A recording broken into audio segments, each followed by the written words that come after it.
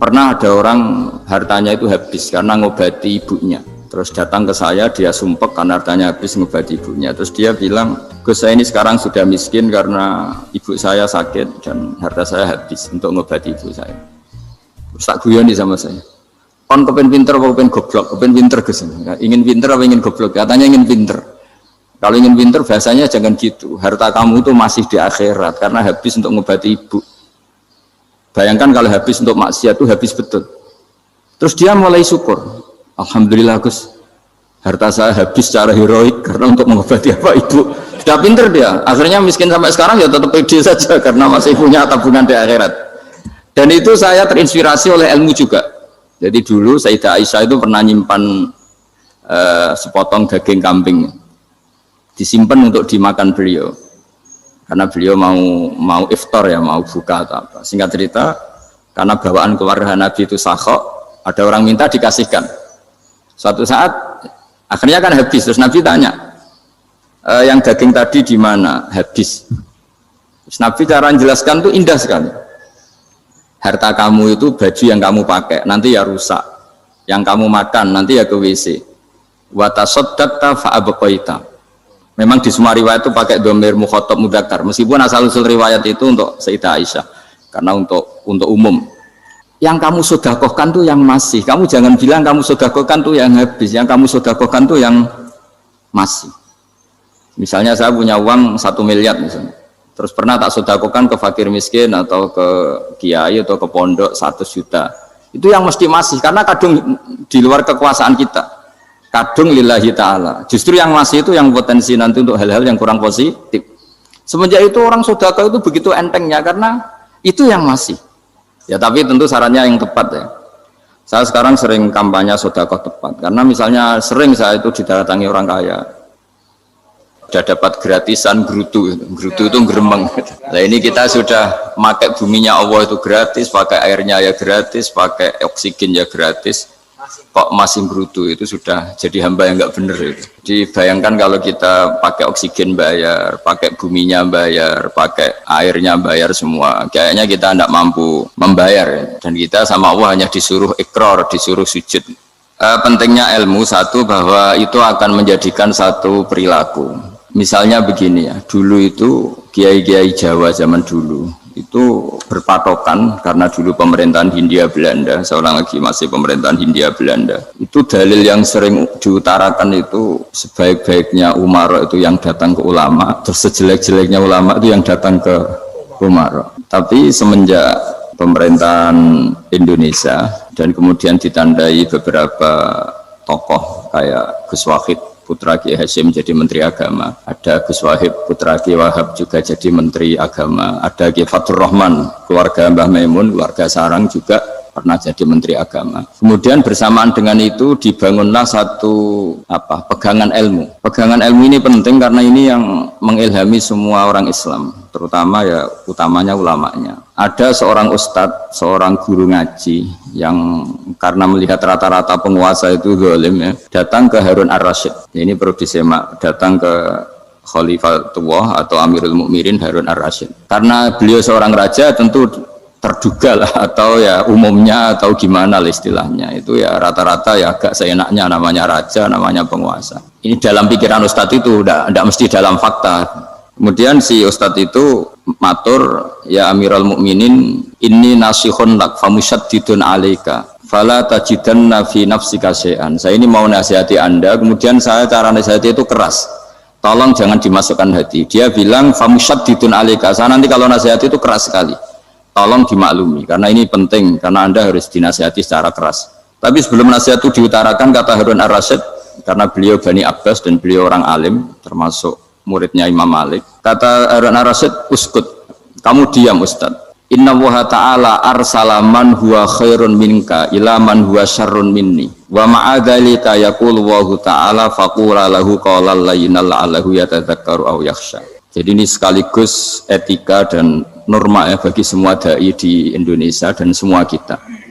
Wahai Ustadz, kamu diam. Allah Ta'ala itu ngutus orang yang lebih baik ketimbang kamu, yaitu Nabi Musa, ke orang yang lebih jelek ketimbang saya, yaitu ke Fir'aun. Itu saja harus pakai etika, faqula lahu qawlan layyinan. Kamu harus ngomong yang halus. Jadi intinya ini Harun Ar-Rasyid komplain, kamu itu kalau jadi ustadz ngaji kira-kira gitu. Jadi betapa baiknya orang dulu memahami Quran. Jadi Quran itu dibaca, kemudian kita mungkin baca terus jadi cerita, mungkin ada yang baca jadi perilaku, ada yang baca kemudian itu mengilhami, membentuk. Nah kira-kira itulah yang membentuk kiai-kiai alim di NU, di beberapa pesantren maupun orang-orang alim di luar NU. Asal apa ya, ngajinya dan bacanya seperti kita, pasti seperti itu. Karena cara berpikir tadi sudah. Jadi akhirnya si ustadz tadi keluar dan minta maaf, anta a'lamu minni, ternyata engkau lebih alim ketimbang saya. Jadi kalimat famusyaddidun alika, saya akan keras cara memberi nasihat, itu yang diket, yang dipotong, yang dibatalkan atau yang diralat oleh Khalifatul Harun Ar-Rasyid. Yaitu dikatakan Inna Allaha ta'ala arsala man huwa khairun minka ila man huwa syarrun minni. Yaitu Allah mengutus orang yang lebih baik ketimbang kamu, yaitu Nabi Musa, ke orang yang lebih jelek ketimbang saya, yaitu Fir'aun. Itu pun harus faqula lahu qaulal layyinan. Cara berdakwah harus dengan kata-kata yang halus, yang lembut, yang indah. Dan dengan kata-kata itu diharapkan la'allahu yatadzakkaru aw yakhsha. Semoga yang didakwai menjadi ingat. Sehingga dengan kemampuan ilmiah seperti ini menjadi pegangan bersama bahwa kita sebagai dai atau sebagai tetangga atau sebagai sama-sama warga Indonesia, bawaan kita memang harus faqula lahu qaulal layyinan la'allahu yatadzakkaru aw yakhsha. Kemudian dalam disiplin ilmu yang lain, halus itu tidak kuat. Angin itu ya halus, tapi kalau di manage itu jadi kekuatan yang dahsyat. Begitu juga air dan sebagainya. Sehingga tidak perlu khawatir terus kalau dakwah halus itu tidak punya efek yang signifikan. Tidak juga. Allah Ta'ala itu pengelola angin. Angin itu kekuatannya dahsyat. Sehingga Nabi Sulaiman dikasih kekuatan angin dan bisa terbang kemana-mana. Kemudian sekarang jadi teknologi yang banyak memanfaatkan angin. Mulai rem, mulai apa saja. Sehingga dari cerita saya ini kemudian terus kiai-kiai itu membentuk dakwah termasuk di ekonomi dengan cara yang rileks. Nah cara rileks itu satu tentu dimulai dengan ilmu. Misalnya begini, saya beri contoh. Ketika ada orang melafadzkan kalimat la ilaha illallah, tiada Tuhan selain Allah. Kemudian kalimat ini mungkin kalau orang NU baca itu rutin ya, karena kiainya kelamaan ya yang ikut sambil tidur ya. Kalau tahlil itu disebut kiai tertentu itu mesti yang belakang wah suwi itu kalau kiai itu lama itu. Nah kiainya juga karena jadi lakon ya kan lebih semangat karena pegang mic. Biasanya gitu di NU itu. Kalau khotib mesti semangat karena yang pegang mic, yang dengerin mesti ngantuk karena monoton gitu. Karena yang mendengerin sudah tahu pasti nyuruh baik meninggalkan yang jelek. Jadi ilmunya sudah disimpulkan dulu. Setiap yang tidur di masjid mesti tak tanya kenapa tidur. Ilmunya tidak ada perkembangan, Gus, nyuruh yang baik, meninggalkan yang jelek. Tapi kalau ilmunya agak ada perubahan kan dengar semua pasti nyuruh yang jelek, meninggalkan yang baik. Karena watak manusia itu agak-agak suka fitnah, itu suka geger. Tapi kalau monoton itu mesti enggak itu. Tapi yang menjadi pegangan kita, saya ulang lagi, itu ilmu dulu. Saya ulang lagi itu ilmu dulu. Saya berkali-kali menyontohkan, kalau ada orang kafir, orang yang tidak bersyahadat 70 tahun, kemudian dia bersyahadat sekali saja di akhir hayatnya, itu kata Allah, qulil ladzina kafaru iyantahu yughfar lahum ma qad salaf. Katakan ke mereka yang kafir, jika dia mau bersyahadat, itu masa lalunya diampuni semua. Sehingga kedahsyatan kalimat ini luar biasa. Orang yang kafir 70 tahun saja, barokahnya la ilaha illallah ini, dosanya bisa diampuni semua. Nah kemudian karena ilmu ini tidak begitu populer atau kurang dipopulerkan atau kita sendiri kurang menghayati, sehingga la ilaha illallah itu lebih dianalisis cara lafadz ini, pelafatannya ada sanadnya enggak ya gitu. Terus cara melafatkan bareng-bareng seperti itu ada tumpengan ini bid'ah enggak ya. Jadi pertanyaannya sudah tidak tentang keramatnya atau sakralnya atau fadilahnya la ilaha illallah, tapi sudah macam-macam. Wiridan cara seperti ini ada hadisnya enggak, legal enggak, terus ada sanadnya enggak. Jadi saya mohon semohon-mohonnya untuk teman-teman yang di Al-Iman itu harus ngaji ya. Ngaji itu nanti kamu tahu cara mandang sebuah ibadah atau perilaku atau apa sajalah tahu. Karena al ilmu yurisul ahwal, ilmu itu bisa mengilhami cara pandang.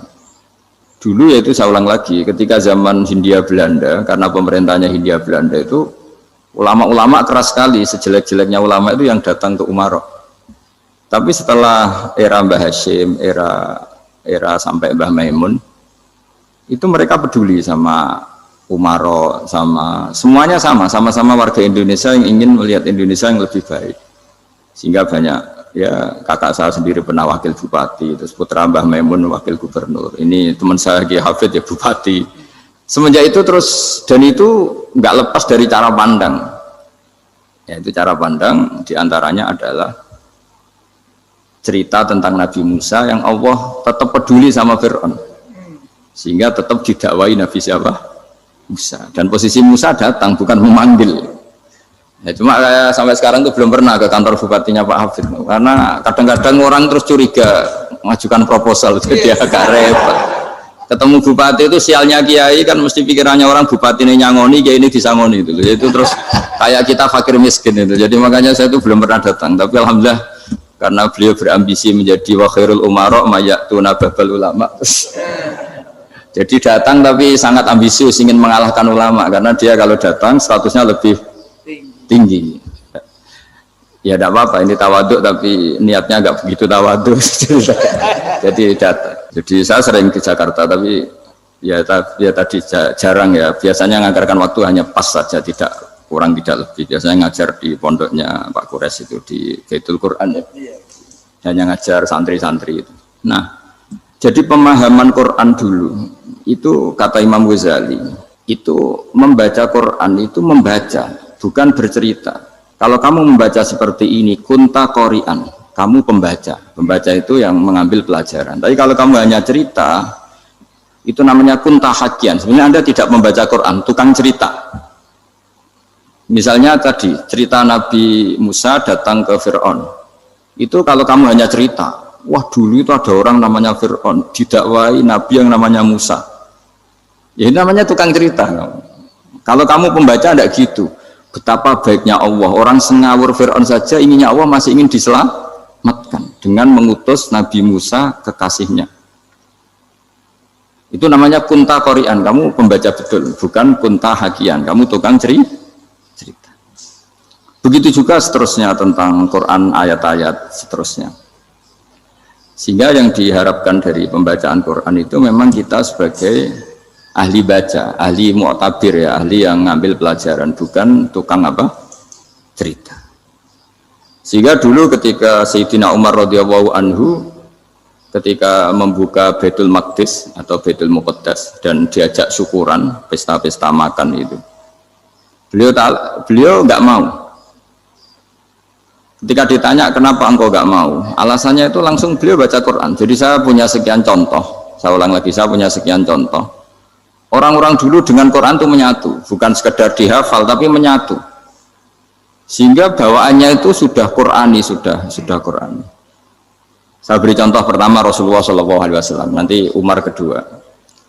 Rasulullah itu pernah nggak makan sampai 3 hari. Terus ditanya oleh sahabat, lalu kekuatan engkau bisa hidup apa? Terus ngendikan al-aswadani, maksudnya itu tamar dan air, hanya makan kurma dan air. Tapi beliau tidak ketemu roti atau nggak ketemu nasi lah kalau orang Indonesia.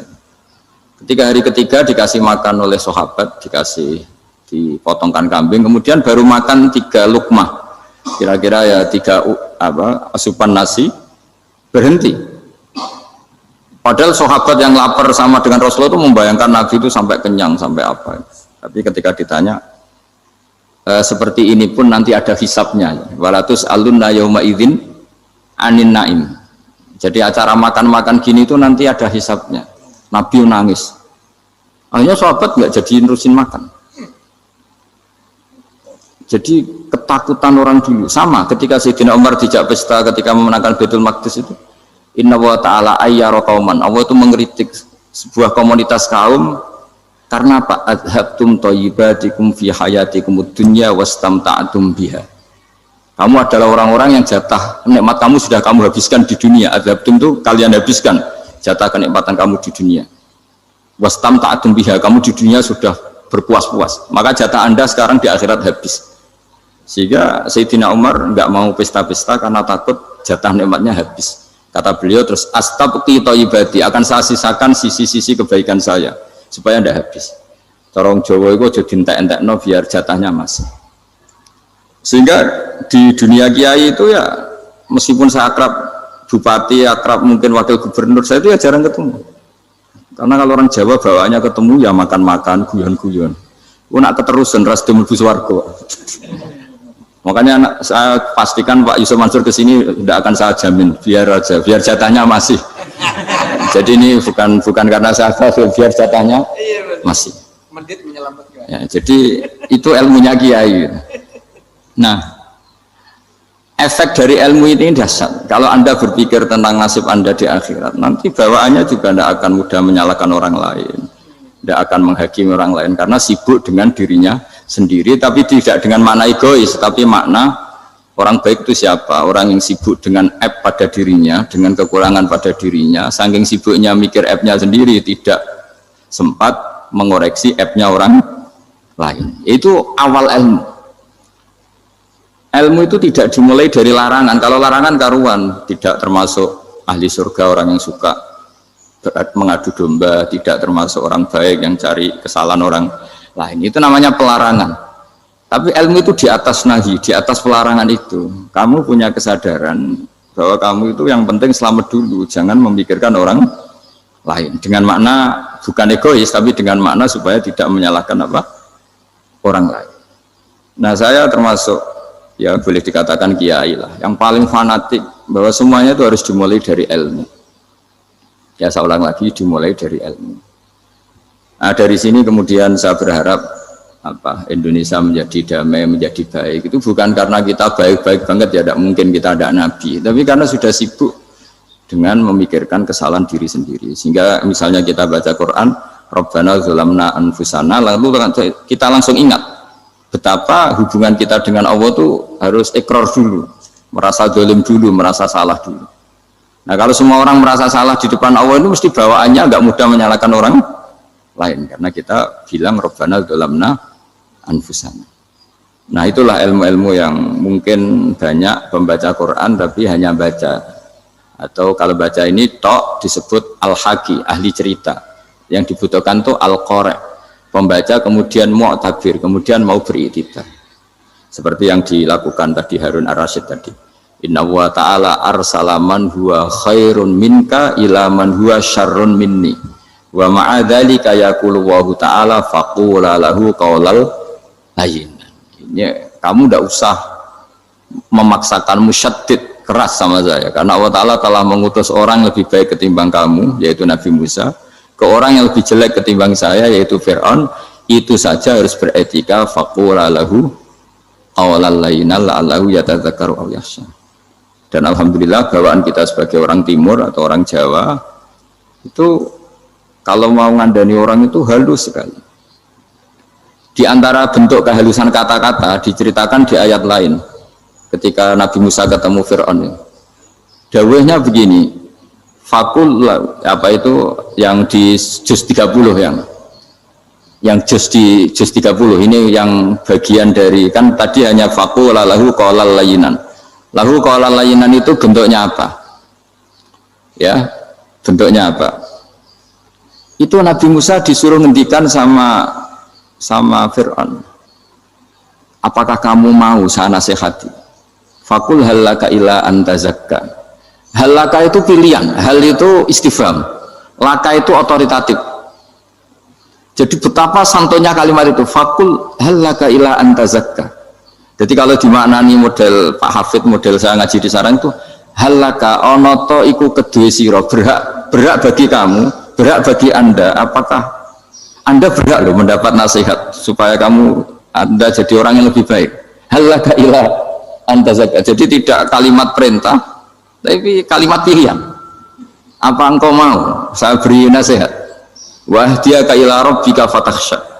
Dan saya beritahu kamu tentang Tuhan, dan kemudian kamu menjadi orang yang baik, fatakhsha, orang yang punya khasyah, punya. Jadi kayak apa kalimatnya itu? Napa jenengan kersa? Itu kalau orang Jogja, orang-orang daerah-daerah yang berada nyuguhi tamu itu kan, ayo makan-makan. Itu kan kayak tamunya itu kelaparan. Masa Pak Yusuf Mansur kelaparan? Tidak mungkin kan. Masa Ustadz terkenal kelaparan kan tidak mungkin itu. Monggo, napa jenengan ngersakno? Karena bisa saja tamunya itu tidak kersa, mungkin karena darah tinggi, mungkin karena takut dianggap fakir miskin, macam-macam kan orang enggak. Itu kalimatnya itu halaka ila anta zakka. Kayak apa indahnya dakwah. Halaka ila anta zakka itu ada kata laka itu ya terserah jenengan mau enggak.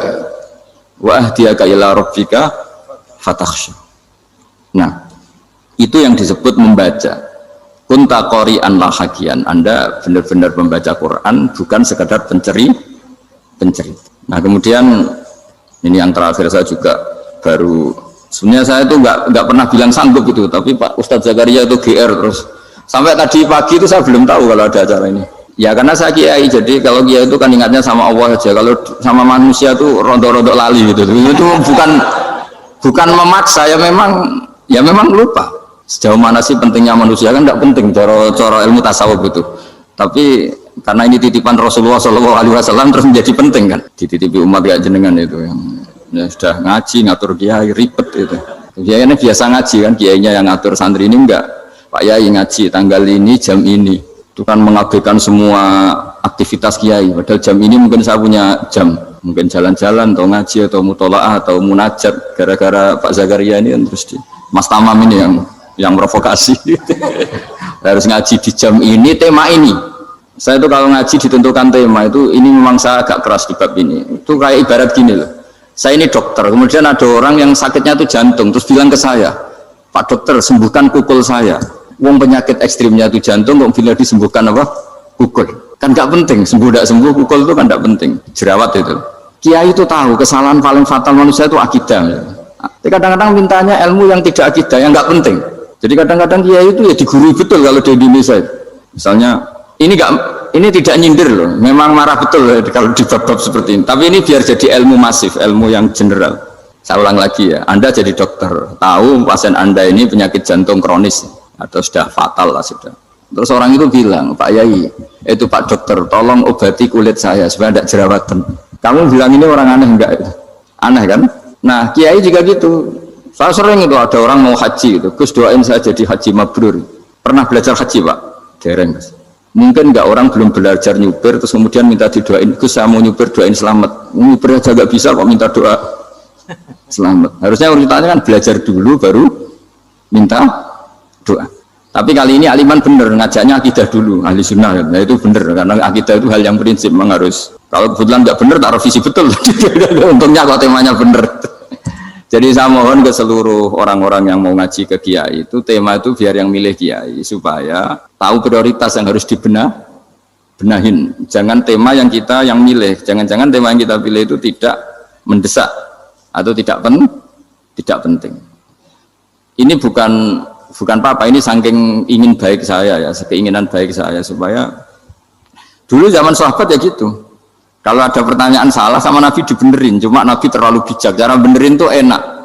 Kalau saya karena tidak Nabi saja ya agak-agak kasar kan, kalau tidak Nabi tidak wajib bener terus, yang wajib bener terus itu Nabi.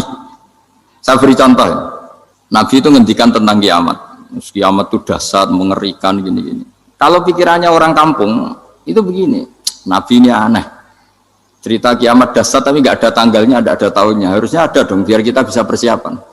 Sehingga Nabi disomasi di tengah-tengah khutbah itu, ya Rasulullah mata sa'ah. Nah, karena ini orang Bedui, Nabi nggak dengerin, diulang lagi. Mata sa'ah ya Rasulullah. Ketika Nabi mengabaikan itu ada dua kelompok sahabat, yang satu bilang lam yasma, Nabi tidak dengar sehingga mengabaikan. Yang kedua bilang sami'a wa kariha, Nabi sebenarnya mendengar tapi tidak berkenan. Tapi diulang lagi ketiganya, ya Rasulullah mata sa'ah. Akhirnya Nabi jawab, mau tidak mau, karena kalau enggak ya namanya orang Bedui ngomong terus. Nabi balik tanya, ya karena cara berpikir dia kalau kiamat itu jelas kapannya kan bisa persiapan itu. Kalau enggak pas mau kiamat terus pas ngaji Quran apa kan bisa persiapan itu. Akhirnya Nabi balik tanya, ma'atatalah. Kalau kamu berani tanya kiamat, lalu persiapan kamu apa? Ya terus orang itu bilang masyhur itu, ma'atatalah kabira sholatin wala siyamin wala kadza wa kadza walakinni uhibbuka. Saya sebenarnya tidak punya persiapan ya Rasulullah, cuma persiapan banyak puasa ya enggak, banyak sholat enggak, tapi saya mencintai engkau. Masyhur itu jadi hadis paling legenda, almar'u ma'aman ahabba, sebagian disebut anta ma'aman ahbabta. Ini kata semua sahabat yang di masjid. Si Bedui ini orang paling dibenci sahabat karena mengganggu Nabi saat khutbah, tapi akhirnya ini menjadi orang paling dicintai sahabat karena barokahnya itu hadis itu keluar secara terbuka, almar'u ma'aman ahabba. Sebagian riwayat yuhsyarul mar'u ma'aman ahabba, nanti orang akan sowan sama Allah bersama orang yang mereka cintai. Nah, itu sahabat-sahabat fama farihu ba'dal Islam farahahum biadal hadis. Mereka tidak pernah senang setelah masuk Islam sesenang hadis ini. Karena kita tidak perlu soleh-soleh banget, cukup menyintai orang apa? Soleh gitu. Makanya saya sekali bilang itu ya, kadang-kadang saya jadi orang alim itu ya rugi. Ruginya tadi. Misalnya untuk menjadi orang alim kan harus hafal Quran, ngaji Bukhari, Muslim, Ikhya. Ternyata pengumuman kedua orang nggak bisa apa-apa. Gelombang kedua para pecinta, waduh, itu kan repot ya. Jadi kita yang jadi orang alim susahnya bukan main, ternyata disaingi pengumuman kedua dan para pecintanya. Wah itu kan akhirnya ketemu orang-orang nggak jelas tadi. Nah itu ya termasuk farah dalam Islam, farhatul aibin. Jadi senang itu di Islam itu ibadah. Ya qul bi fadlillah wa bi rahmati fa bidzalika falyafrahu. Senang itu diperintahkan Allah. Saya itu sering di kamar, kadang itu nyun sewu kayak gatelan gitu, apa itu.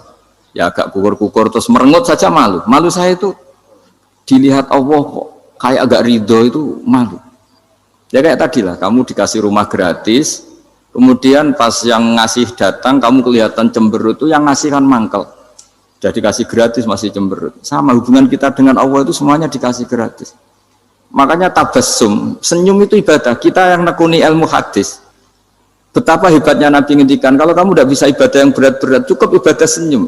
Kadang ngendikan tol qati wajhin, kamu cukup berwajah yang indah, yang menyenangkan. Tabassum, senyum. Kalau kamu tidak bisa membalas jasanya orang yang ngasih, minimal kamu senyum, minimal kamu kelihatan senang gitu. Makanya senang itu sudah ibadah. Dan sekarang orang untuk senang aja susah. Karena bawaannya nuntut orang lain supaya kayak keinginan dia, bawaannya nuntut, ya ribet. Kalau gitu ya ribet. Makanya saya bilang al ilmu yurisul ahwal. Ilmu itu diperkuat. Nanti yurisul ahwal, ilmu itu akan membentuk Anda. Dulu beberapa raja itu ya mau luhur karena jadi raja, punya apa saja. Tapi punya penasihat ulama. Itu nasihat itu sederhana. Ada seorang raja tanya ke kiai, gimana dengan semua kerajaan saya? Wah, padahal dia punya apa saja. Jenengan miskin sekali, itu kerajaan seluas ini. Kok bisa aja? Terus ditanya sama si ulama tadi. Andaikan Anda di padang pasir, kemudian kalau tidak minum segelas air itu mati. Apakah Anda akan membeli segelas air ini dengan semua kerajaan Anda? Oh iya, pasti apapun saya lakukan untuk mendapat satu gelas air. Terus la tafrah bimulkin la yusawi syarbatamain. Kamu jangan bangga dengan kerajaan yang nilainya itu enggak sebanding dengan segelas apa? Air. Akhirnya raja itu mikir, saya tidak jadi raja bisa hidup. Tapi kalau enggak minum air mati. Berarti penting satu gelas air. Akhirnya lama-kelamaan ini anggap kerajaan itu biasa. Ternyata enggak sepenting segelas air. Ya seperti kita lah, misalnya orang enggak punya alpat itu enggak malu. Tapi kalau nggak punya celana itu malu. Kamu mau punya alpat tapi nggak punya celana? Kan nggak mau. Yaitu ilmu. Ilmu itu yurisul akhwal. Ilmu akan melahirkan satu perilaku. Jadi kalau ilmu Anda mantap, pasti syukurnya juga mantap. Gitu. Ya makanya saya termasuk kiai yang selalu mendorong pentingnya ilmu. Bahkan kata Sufyan Ats-Tsauri ngendikan saking pentingnya ilmu ada kata fa'lam annahu la ilaha illallah. Dimulai kata fa'lam. Dan saking pentingnya ilmu itu setiap nabi itu status permanennya itu hanya satu, mengajar. Rabbana wab'ats fihim rasulam minhum yatlu 'alaihim ayatik, membacakan ayat-ayat Allah sampai wa yu'allimuhumul kitab, mengajarkan kitab wal hikmah. Bahkan Allah sendiri wasofa dzatahul 'aliyah bi annahu al-muallim. Yaitu Allah ngendikan Ar-Rahmanu 'allamal Qur'an. Jadi betapa hebatnya pengajar. Allah sendiri mensifati dirinya itu Ar-Rahmanu 'allamal Qur'an. Allah itu Maha Rahman yang mengajarkan Quran. Di surat Iqra juga disebutkan Iqra wa rabbukal akram alladzi 'allama bil qalam. Jadi Allah mensifati dirinya sebagai pengajar. Kayak apa pentingnya mengajar? Karena ilmu yurisul ahwal, ilmu ini melahirkan satu sikap. Pernah ada orang hartanya itu habis karena ngobati ibunya. Terus datang ke saya, dia sumpek karena hartanya habis ngobati ibunya. Terus dia bilang, Gus, saya ini sekarang sudah miskin karena ibu saya sakit dan harta saya habis untuk ngobati ibu saya. Terus tak guyoni sama saya. Kon kepen pinter apa kepen goblok? Kepen pinter Gus. Ingin pinter apa ingin goblok? Katanya ingin pinter. Kalau ingin pinter bahasanya jangan gitu. Harta kamu itu masih di akhirat karena habis untuk ngobati ibu. Bayangkan kalau habis untuk maksiat itu habis betul. Terus dia mulai syukur. Alhamdulillah Gus, harta saya habis secara heroik karena untuk mengobati apa ibu. Sudah pinter dia. Akhirnya miskin sampai sekarang ya tetap pede saja karena masih punya tabungan di akhirat. Dan itu saya terinspirasi oleh ilmu juga. Jadi dulu Sayyidah Aisyah itu pernah nyimpan sepotong daging kambing, disimpan untuk dimakan beliau, karena beliau mau iftar ya, mau buka atau apa. Singkat cerita, karena bawaan keluarga Nabi itu sakhok, ada orang minta dikasihkan. Suatu saat akhirnya kan habis. Terus Nabi tanya, yang daging tadi di mana? Habis. Terus Nabi cara menjelaskan itu indah sekali. Harta kamu itu baju yang kamu pakai nanti ya rusak, yang kamu makan nanti ya ke WC. Wa tasaddaqta fa abqaita. Memang di semua riwayat itu pakai dhamir mukhatab mudzakkar, meskipun asal usul riwayat itu untuk Sayyidah Aisyah karena untuk umum. Yang kamu sedekahkan tuh yang masih, kamu jangan bilang kamu sedekahkan tuh yang habis, yang kamu sedekahkan tuh yang masih. Misalnya saya punya uang 1 miliar misalnya, terus pernah tak sedekahkan ke fakir miskin atau ke kiai atau ke pondok 100 juta, itu yang mesti masih, karena kadung di luar kekuasaan kita, kadung lillahi ta'ala. Justru yang masih itu yang potensi nanti untuk hal-hal yang kurang positif. Semenjak itu orang sedekah itu begitu entengnya karena itu yang masih. Ya tapi tentu sarannya yang tepat ya. Saya sekarang sering kampanye sedekah tepat, karena misalnya sering saya itu didatangi orang kaya, Gus saya ini punya uang banyak, ingin punya masjid biar dipakai orang Jumatan. Terus saya bilang, kamu ingin jadi orang baik betul apa baik versi Anda? Baik betul Gus. Tak ajarin mau, gak tersinggung, mau Gus. Kalau Anda bikin masjid di kampung Anda, masjid terbaik di dunia sekalipun, yang bingung saya ahli fikih. Kok bisa? Kan terjadi 2 Jumatan, nanti sahnya yang mana? Kamu enak aja bikin masjid, gak? Kamu bikin masalah baru bagi kiai fikih di daerah kamu. Belum nanti orang terus migrasi ke masjid Anda karena lebih baik, koriknya lebih baik. Kamu membunuh masjid yang lebih tua, itu nggak sopan sekali, masjid itu sudah lebih tua kamu. Akhirnya mikir, nggak usah Gus kalau gitu, sedekah apa saja, yang penting perintah dengan gimana. Ya sudah. Jadi sedekah itu juga harus dibina supaya kalau orang, kan bisa saja kan uang 100 juta itu untuk fakir miskin manfaat, ternyata untuk masjid yang sifatnya aksesoris, untuk lampu yang kristal yang mahal-mahal, bukan yang pokok. Itu pentingnya ngaji ya. Jadi lagi-lagi al ilmu yurisul ahwal. Ilmu itu melahirkan satu sikap. Jadi ketika ada masjid baru, kalau orang nggak bisa ngaji fikih, wow ada masjid baru, masjid banyak. Tapi kalau yang ngaji fikih ngerti, ini malah ada masalah baru karena ada ta'addud Jumatan. Gimana hukumnya 2 Jumatan dalam kondisi yang tidak mendesak? Makanya sekarang saya baru kampanye itu. Dulu itu kalau ada masjid banyak itu kan faktornya beda ormas, beda pemahaman atau agak jauh, masih hukum sosial atau bawaan kondisi. Misalnya di dekat UGM itu ada masjid kampung pertama, bawaan masjid karena ada kantor besar, atau bawaan ada pabrik besar, atau ada sekolahan besar. Tapi sekarang itu ada pertanyaan baru, ada masjid baru karena ada orang kaya ingin bikin masjid. Itu gimana itu hukum? Nah, tapi kalau orang tidak nekuni fikih itu ya langsung wah bagus untuk bangun masjid. Bagus piye gini sing kangelan memfikihkan tadi. Nah itu ilmu. Jadi kalau yang tidak nekuni fikih itu ya tidak tersiksa, tapi yang nekuni fikih itu pasti tersiksa karena seperti itu tadi. Ya jadi saya mohon di antara cara kita dakwah secara damai itu dimulai dari Rabbana Zolamna Anfusana. Itu dipakai Nabi, di redaksinya diganti dengan makna supaya kita per individu matur Allah, apa ini zulam tu nafsi zulman kabiron kafiron. Nah bawaannya orang mengaku dolim, mengaku salah itu kan sudah tidak sempat mikir salahnya orang apa lain. Dan dari sini kemudian dia jadi orang yang tawadhu, yang ubudiyah, yang macam-macam. Sehingga Nabi ini bukan dianggap ya, pasti penjelas terbaik. Terus Allah meredaksikan wa ma tuqaddimu li anfusikum min khairin tajiduhu indallah. Apa saja kebaikan yang kamu sudah berikan untuk Allah sampai akhirat, itu ya pasti kamu temukan di akhirat. Terus yang terakhir saya beri contoh orang peminta-minta, sa'il.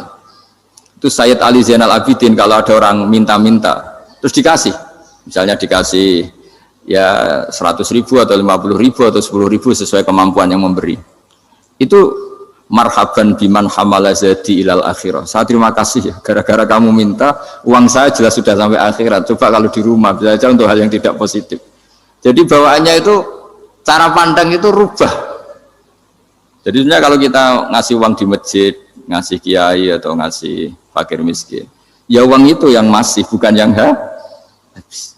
Yaitu watasodak kata fa'abqaita, yang kamu berikan itu hakikatnya yang masih. Karena sudah ada kamu otak-atik lagi, makanya disebut wakaf. Sebenarnya wakaf itu dulu secara makna lughat, saya ulangi secara lughat, maknanya itu sudah berhenti. Wakafun maknanya berhenti. Nah, sedekah itu dari kata sedekah maknanya benar. Orang yang sering sedekah berarti imannya benar. Orang yang uang sudah diberikan berarti dia sudah terputus, wakaf, berhenti dari hubungannya dengan dia. Sudah dikasihkan berarti selesai. Sehingga wakaf dan sedekah itu sebenarnya maknanya saling melengkapi. Kemudian orang-orang fikih karena ada disiplin ilmu tertentu, wakaf itu untuk sedekah yang permanen, yang abadi, kemudian sedekah untuk infak. Tapi itu kan hanya istilah-istilah dalam disiplin ilmu. Sebetulnya kalau pakai ilmu yang umum, sedekah ya bisa disebut wakaf, wakaf ya bisa disebut apa? Sedekah. Karena maknanya sedekah itu wakaf. Wakaf itu apa? Qat'u raqabatil malik an hadal mal atau an mali. Hubungan pemilik harta ini terputus dari harta itu. Jadi misalnya saya sudah wakaf tanah ini ke masjid, sudah diterima, buat saya kepikiran gadekan atau menjual sudah tidak bisa, sudah berhenti di situ saja hubungan saya dengan kepemilikan harta itu. Makanya disebut apa? Wakaf. Dan kalau saya wakaf berarti menunjukkan kebenaran iman saya karena sudah menafkahkan sebagian harta untuk Allah Ta'ala. Disebut sodak. Makanya bahasa Arab itu gampang ya, kalau sodalqof, sodaqoh. Orang kalau bayar mahar disebut sodak karena menunjukkan cintanya. Teman yang setia disebut sodik karena ya benar dalam berteman. Abu Bakar disebut as-siddiq karena sangat membenarkan kanjeng Nabi dan seterusnya.